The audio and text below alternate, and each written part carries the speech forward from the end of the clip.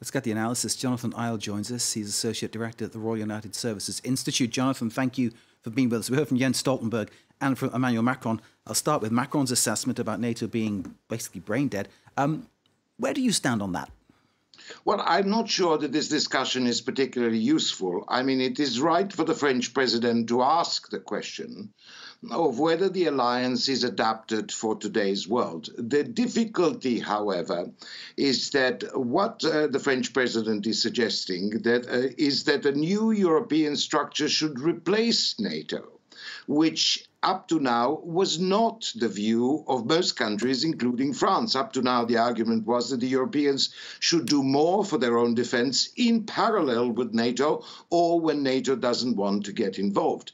So the president's cri de coeur, the president's suggestions that something must be done to reform the alliance are absolutely correct. Unfortunately, his recipe is not one that is accepted by most other member states. In fact, if we look over the last few weeks since the famous interview in which he proclaimed the alliance brain dead was published, we will see that actually France achieved less rather than more cohesion on the subject of European defense. The Germans came very strongly. Only the other day, Chancellor Merkel suggested very strongly that NATO remains the linchpin of their security, and the East Europeans are absolutely alarmed by what is being said in Paris.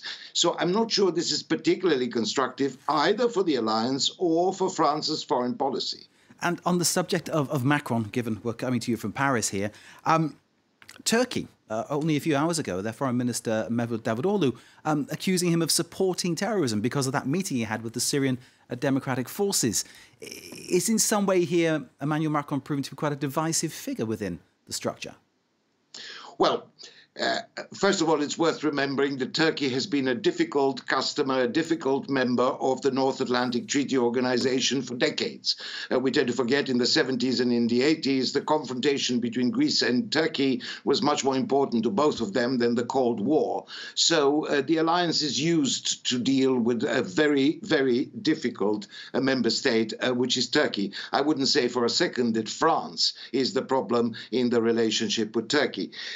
I think the French president is absolutely right to raise a question of how much of a cohesion we can get in the alliance with a Turkey behaving the way it is. The consensus, however, still remains everywhere, including, dare I say, in Paris, that having a Turkey inside the alliance with all the difficulties is still better than having Turkey outside the alliance.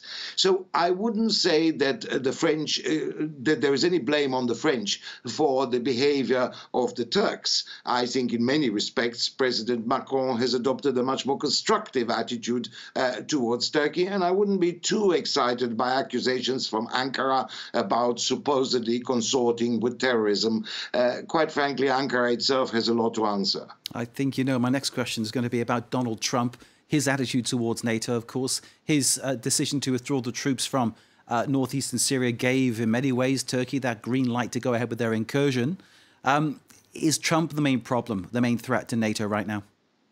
Well, clearly, Trump is the first president since the Second World War, since NATO was established 70 years ago, who is actually questioning the utility of the alliance, and in fact, questioning whether the United States security guarantee or the mutual security guarantee of the alliance is worthwhile upholding.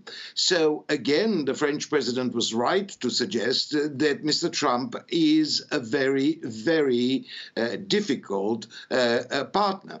But let us remember at the end of the day, the big dispute in Europe is whether Trump is a one-off, an individual who is quite unique in American political life and who is going to go away sooner or later to be replaced by someone else, or whether, as the French president seems to suggest, Trump is part of a phenomenon of a more isolationist United States. The problem for the French is that most of the alliance still believes that Trump is a one-off and still points out to the fact that there is a solid support for the alliance in Washington among Congress and among other decision makers. Jonathan EYAL of the Royal United Services Institute, thank you very much for joining us. Thank you for your assessment of the situation.